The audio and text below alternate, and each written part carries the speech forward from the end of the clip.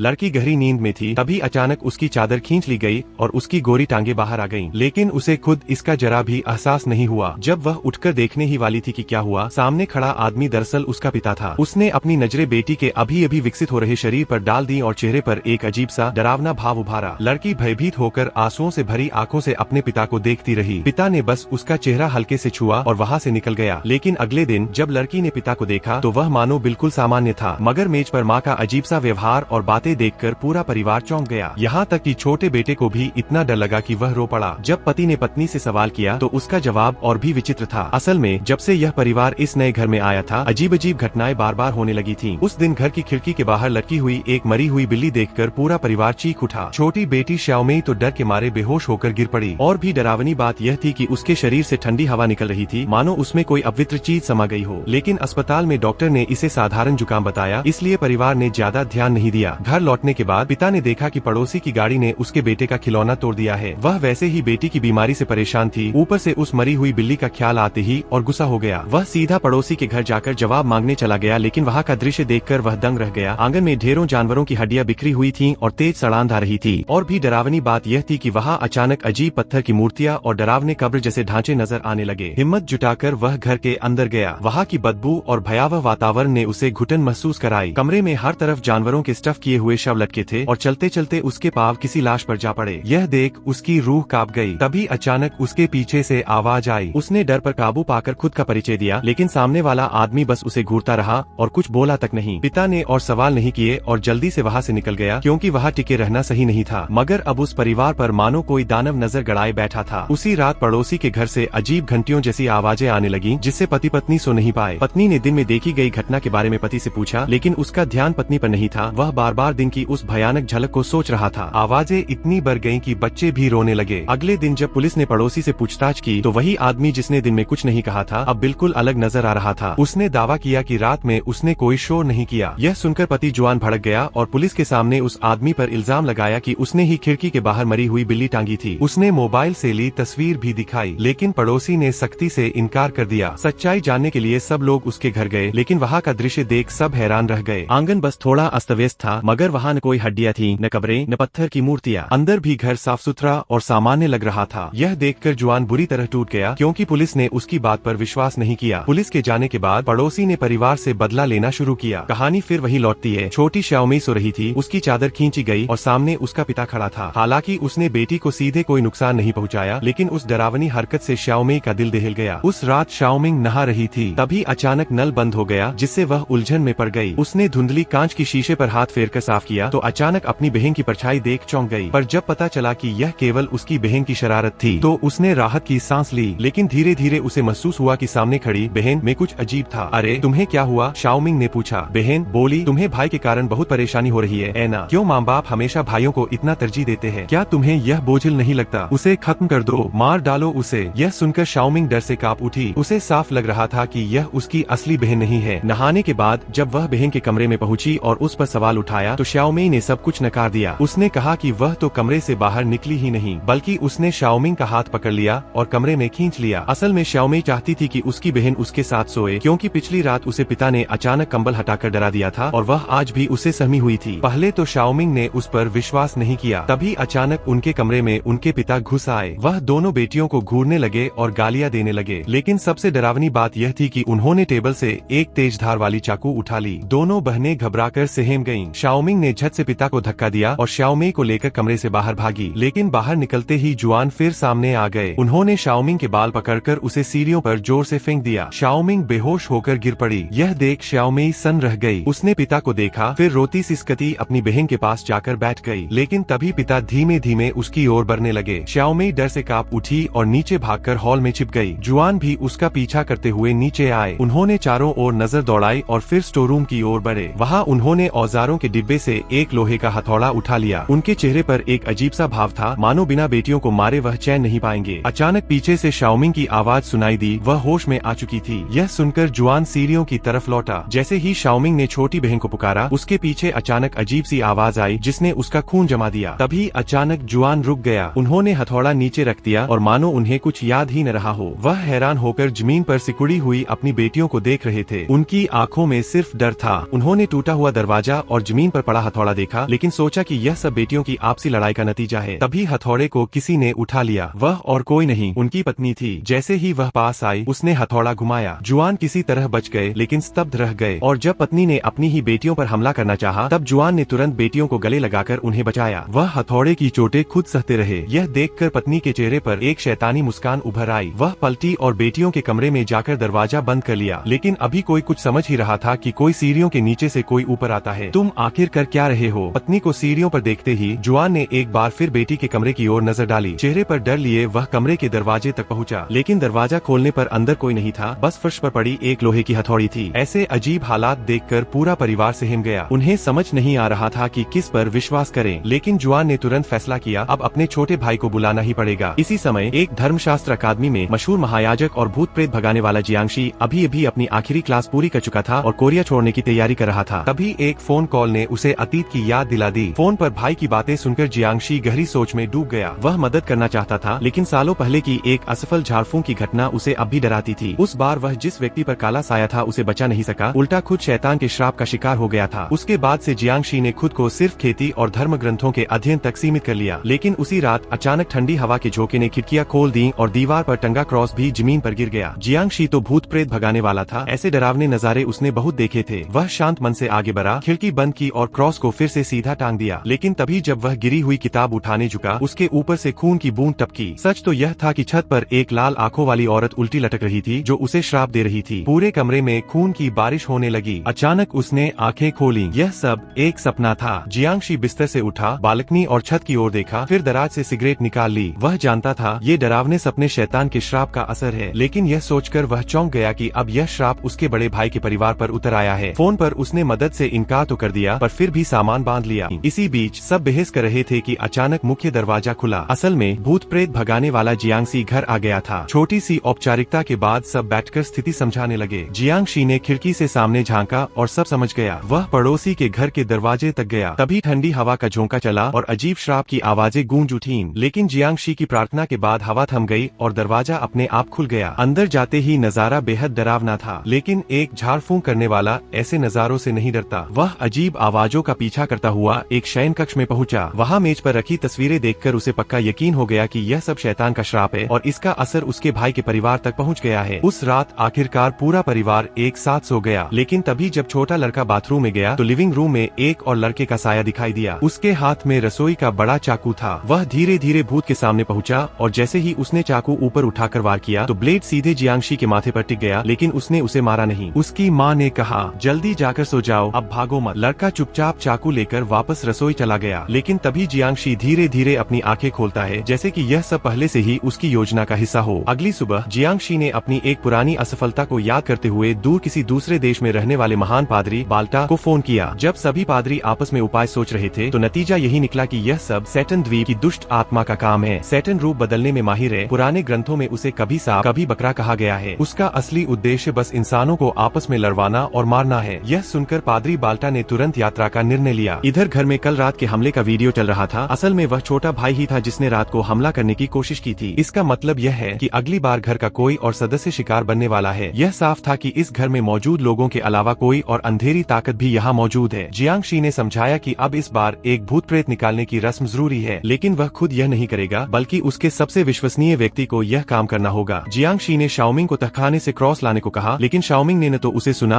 और न ही उसकी हालत सामान्य थी। वह जैसे किसी और के वश में थी। बाहर आते ही जियांगशी ने सच बताया, शाओमिंग पहले ही किसी दानव के कब्जे में आ चुकी है। कल रात उसने उसके पानी के गिलास में पवित्र जल मिलाया था, लेकिन सुबह शाओमिंग ने उसे सूंघा लेकिन पिया नहीं। यह और भी पक्का सबूत था कि उस पर शैतानी असर है। सब घबरा गए, लेकिन जियांगशी ने कहा, अभी कोई जल्दबाजी मत करो। जब तक पादरी बाल्टा नहीं आता हमें चुप रहना होगा। फिर योजना बनी, जुआन घर पर शाओमिंग पर नजर रखेगा और जियांगशी खुद एयरपोर्ट जाकर बाल्टा को लाएगा। लेकिन एयरपोर्ट पर बाल्टा से मिलने के बाद उसकी बातों ने जियांगशी के दिल में डर पैदा कर दिया। बाल्टा ने कहा, क्या तुम सोचते हो कि मैं तुम्हें ढूंढ नहीं पाऊंगा? इसी वजह से तुम वॉशिंगटन भाग आए हो। तुम पूछते हो मैं वॉशिंगटन क्यों आया, कब मैंने तुम्हें बुलाया? ये सुनकर जियांगशी का दिल बैठ गया। गाड़ी हाईवे पर दौड़ रही थी, तभी पीछे से कौओं का झुंड आ गया। वे विंडशील्ड तोड़कर गाड़ी के ब्रेक को बेकार कर देते हैं। गाड़ी बेकाबू होकर चट्टान से नीचे गिर जाती है। उधर घर पर जुआन अब भी उसकी वापसी का इंतजार कर रहा था। उसे याद आ रहा था कि छोटे भाई ने जाते जाते उसे चेताया था कि शाओमिंग को किसी भी हाल में घर से बाहर मत जाने देना। लेकिन तभी शाओमिंग वहां आ गई और और बोली कि उसे बाहर जाना है। जुआन घबरा गया और जब शाओमिंग दरवाजा खोलने ही वाली थी तो उसने दौड़कर उसे बेहोश कर दिया। उसने किसी तरह शाओमिंग को रोक लिया, लेकिन अब छोटी बहन शाओमी तहखाने में चली गई। वह क्रॉस ढूंढने ही वाली थी कि अचानक एक परछाई दिखी। फिर पीछे से कटक की आवाज आई और फायरप्लेस का दरवाजा अपने आप खुल गया। उसी समय ऊपर की लाइटें टिमटिमाई और फिर पूरा तहखाना अंधेरे में डूब गया। शाओमी डर के मारे फोन का टॉर्च ऑन करती है, लेकिन तभी एक तेज चीख सुनाई देती है। उसके बाद शाओमी को पीछे से मारा जाता है। वह बेहोश हो जाती है और उसे खींचकर फायरप्लेस के अंदर डाल दिया जाता है। दरवाजा अपने आप बंद हो जाता है और तुरंत आग जल उठती है। इस तरह शाओमी इस घर में सबसे पहले मौत का शिकार बनती है। उधर अपने कमरे में जुआन शाओमिंग को बिस्तर पर बांध देता है ताकि दानव भाग न सके, लेकिन एक माँ के लिए अपनी बेटी को इस हालत में देखना सहना बेहद मुश्किल था। परिवार के साथ ऐसा व्यवहार होने के बावजूद घर में अजीब घटनाओं के चलते औरत बेबस होकर पति का तरीका मानने लगी। लेकिन जैसे ही वह तहखाने में जाकर शाओमी को ढूंढने की तैयारी कर रही थी, अचानक मुख्य दरवाजा खुला और खून से लथपथ जियांगशी घर लौट आया। वह कमरे में पहुंचा और बिस्तर पर बैठे रोते बिलखते शाओमिंग को देखा। उसने सबको कार दुर्घटना की सच्चाई बताई और कहा कि इस बार का झाड़ फूंक अनुष्ठान अब रद्द करना होगा। यह सुनकर जुआन बहुत चिंतित हो गया। उसकी नजर अपने छोटे भाई पर पड़ी, जो खुद असल में एक तांत्रिक था। छोटा भाई उसकी मंशा समझ गया, लेकिन वर्षों पहले झाड़ फूंक की एक नाकाम कोशिश ने उसका आत्मविश्वास तोड़ दिया था। उसे दोबारा कोशिश करने की हिम्मत ही नहीं रही थी। लेकिन बड़े भाई के बार बार जोर देने पर जियांगशी डर और लाचारी से भर उठा। उसे अपने बीते असफल प्रयास की याद ने कंपा दिया, क्योंकि इस बार सब उसके अपने ही परिवार वाले थे। मगर जब बड़े भाई ने उसके सामने घुटनों पर बैठकर विनती की, तब वह इनकार न कर सका। उसने मोमबत्तियां जलाई, कपड़े ठीक किए और सबको चेतावनी दी, अगर शाओमिंग दया की भीख मांगे तो किसी को भी नरमी नहीं दिखानी है, खासकर माँ बाप को। झाड़ फूंक की रस्म शुरू हुई। जियांगशी ने पहले शाओमिंग की छाती पर क्रॉस रखा, फिर बेल की छड़ी को पवित्र जल में भिगोकर उसके शरीर पर मारना शुरू किया। शाओमिंग दर्द से तड़प उठी। पिता जुआन का दिल टूट रहा था, लेकिन फिर भी उसने अपनी बेटी की टांगे खुद दबोच लीं। जियांगशी बार बार पवित्र जल से भीगी छड़ी से प्रहार करता रहा। परिवारजन मजबूर होकर सब देख रहे थे और भीतर ही भीतर टूट रहे थे। पर क्या ऐसा झाड़ फूंक सच में सही था? उधर असली कार दुर्घटना वाली जगह पर फायर ब्रिगेड पहुंची। उन्होंने मेहनत करके 3 लोगों को जिंदा निकाला, लेकिन चालक की गुमशुदगी ने उन्हें हैरान कर दिया। तभी अचानक वाहन में विस्फोट हुआ और मलबे से एक और घायल बाहर मिला। इससे साफ हो गया कि घर में जो पादरी बना बैठा है वह असली तांत्रिक नहीं बल्कि कोई और है। उधर घर पर शाओमिंग को इतना पीटा जा चुका था कि उसका शरीर लहूलुहान और थकान से निढाल हो गया। रोने चिल्लाने की भी ताकत न बची। मगर रस्म शुरू हो चुकी थी, कोई नरमी नहीं दिखानी थी। झूठा पादरी बेरहमी से उसे पीटता रहा। माँ अपनी बेटी की हालत बर्दाश्त न कर सकी और पति से विनती करने लगी। तभी उसकी नजरें पड़ी और उसने समझ लिया, यह आदमी असली पादरी नहीं बल्कि नकली है। जैसे ही माँ ने अपनी बेटी की रस्सियाँ खोलने की कोशिश की, पति जुआन उल्टा अपनी ही पत्नी पर बरस पड़ा। तू नाकाबिल औरत, तू समझती है कि अपने परिवार की हिफाजत कर सकती है, तू ही तो हमारी बेटी को मारना चाहती है, कमीनी औरत। यह सुनकर नकली पादरी हंस पड़ा, क्योंकि परिवार का आपसी झगड़ा ही उसकी सबसे बड़ी जीत थी। लेकिन तभी पत्नी को धक्का लगने से वह बेहोश हो गई। जुआन अचानक सिरदर्द से चीख पड़ा और घर की सारी लाइटें बुझ गईं। उसी पल नकली पादरी का असली शैतानी चेहरा सामने आ गया। अब जाकर जुआन को सब समझ आया, लेकिन तब तक देर हो चुकी थी। छोटे बेटे को बचाने की कोशिश में वह भी जमीन पर गिरा दिया गया। दानव उसे खत्म करने ही वाला था कि तभी जियांगशी प्रकट हुआ। उसके सामने दानव टिक न सका और काले धुएं में बदलकर भाग खड़ा हुआ। जब उसने कमरे में जाकर अपने बड़े भाई को उठाया, तभी बच्चे की आवाज ने फिर सबको चौकन्ना कर दिया। दोनों तुरंत तहखाने की ओर भागे। वहाँ सहमे बच्चे को उन्होंने दिलासा देने की कोशिश की। तभी चूल्हे से सफेद धुआं उठने लगा। जब उन्होंने चूल्हे का दरवाजा खोला तो अंदर अज्जली शाओमी पड़ी मिली। इसी बीच शाओमिंग भी नीचे उतरी। उसका चेहरा भावहीन और आंखें निराशा से भरी हुई थीं। उसने पिता को घूरते हुए कहा, पापा